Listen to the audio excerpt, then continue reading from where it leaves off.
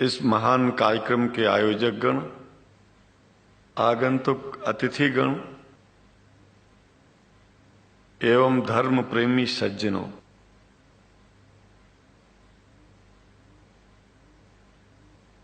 भगवान की जब कृपा होती है तो कभी धर्म की सच्चाई को जानने का अवसर मिलता है।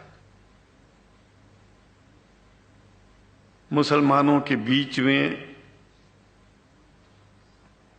लगातार कई वर्षों से हम जा रहे हैं और भारतवर्ष में एक नई प्रथा का प्रारंभ किया मैंने कि जब जगत गुरु शंकराचार्य भी मुसलमानों के बीच में जाकर के उनके प्रेम को समझ सके और इस्लाम की सच्चाई को जान करके इस्लाम को सारी दुनिया में एक इंसानियत का सबसे बड़ा पाठ सिखाने वाला धर्म मानने के लिए लोगों को समझावे।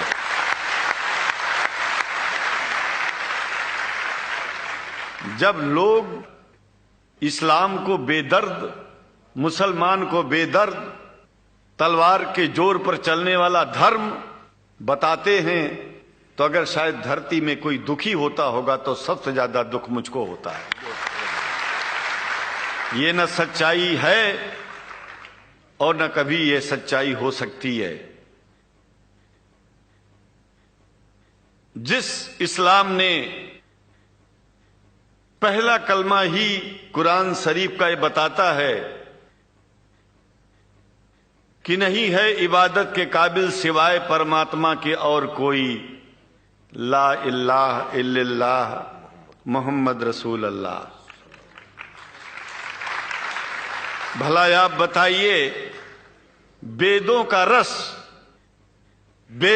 रस निचोड़ करके मोहम्मद साहब ने परमात्मा की इबादत करके परमात्मा के पैगाम को एक ही कलमे में दे दिया। इससे बड़ा ग्रंथ दुनिया में और क्या हो सकता है।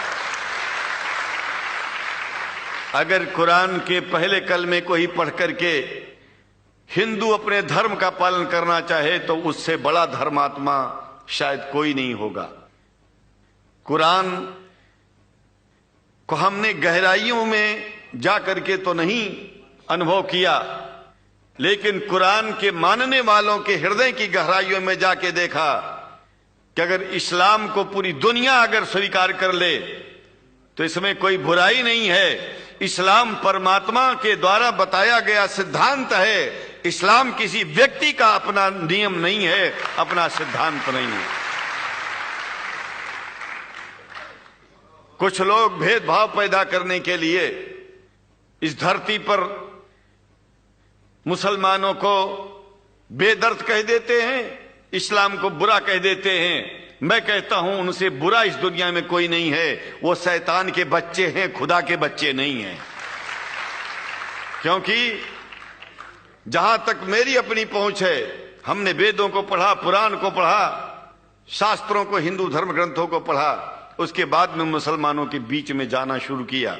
हमने मुसलमानों से हाथ मिलाया तो हमारा विरोध किया गया।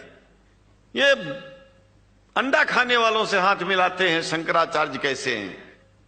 अरे हमने कहा कि तुम्हारी समझ में नहीं आ रहा है। वो 5 बार इबादत कर लेते हैं खुदा की, तुम घास खाते हो और एक बार भी इबादत नहीं करते हो, तो तुमसे बड़ा अधर्मी दुनिया में कौन है? तुम अपने अधर्म को देखो। किसी के पवित्रता के सिद्धांतों का विरोध करना पहला अधर्म है।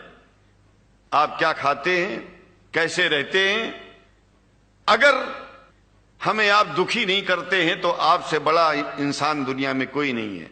हम घास खाएं और आपके दिल को चोट पहुंचाएं तो हमसे बड़ा अधर्मी कोई नहीं है दुनिया में। कहने का तात्पर्य सिर्फ एक है कि मैंने ये अनुभव किया है कि ये मैं एक बात जो मैंने देखा है, आप लोगों से जो प्रेम मुझे मिलता है, लोग पूछते हैं कि आप मुसलमानों में क्यों जाते हो, आप तो शंकराचार्य हो।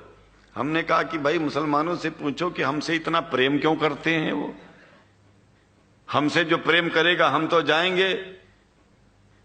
कहा फिर क्या हम प्रेम नहीं करते क्या? हमने कहा कि हम तो तुम्हारे बीच में पैदा हुए और तुम मुसलमानों से प्रेम नहीं करते, इसलिए हम तुमसे प्रेम नहीं करते। मैं आप लोगों के बीच में आकर के एक बात बताता हूं। कुछ समय से हिंदू धर्म के नाम पर कुछ संस्थाएं हिंदू मुसलमानों में भेद पैदा करने के लिए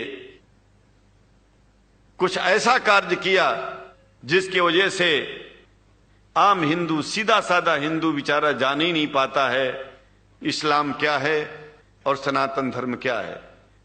सनातन धर्म और इस्लाम में कोई भेद नहीं है और हिंदू धर्म तो कोई धर्म ही नहीं है। सनातन धर्म धर्म है और शायद जो संस्कृत का सनातन शब्द है, अगर किसी भाषा में उसको इस्लाम कहा जाए तो कोई बुरी बात नहीं है।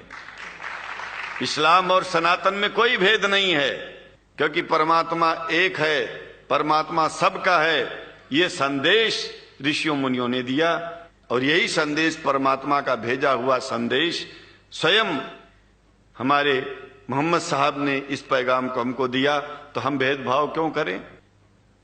यहां पर भारत का मुसलमान, एक बात बिल्कुल मैं स्पष्ट बता रहा हूं आपसे, अगर भारत का मुसलमान सो गया तो भारत सो जाएगा। इसलिए भारत को जगाना है तो मुसलमानों को जागते रहना पड़ेगा। भारत जाग जाएगा, पूरी दुनिया जाग जाएगी। यह भी मैं जानता हूं कि भारत के सच्चे हिंदुओं को, जो सच्चे सनातन धर्मी हैं, उनको मुसलमानों से प्रेम चाहिए, उनको मुसलमानों से भेद नहीं चाहिए। अगर कोई अच्छा हिंदू है, सच्चा हिंदू अपने को कहता है, तो पहले तो सनातन धर्म को मानता हो। अगर हिंदू की परिभाषा